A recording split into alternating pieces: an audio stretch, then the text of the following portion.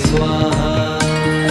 ॐ नमो हनुमते रुद्रावताराय सर्वशत्रुसंहारणाय सर्वरोगहराय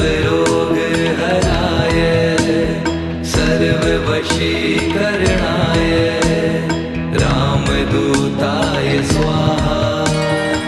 ॐ नमो हनुमते रुद्रावताराय सर्वशत्रुसंहारणाय सर्वरोगहराय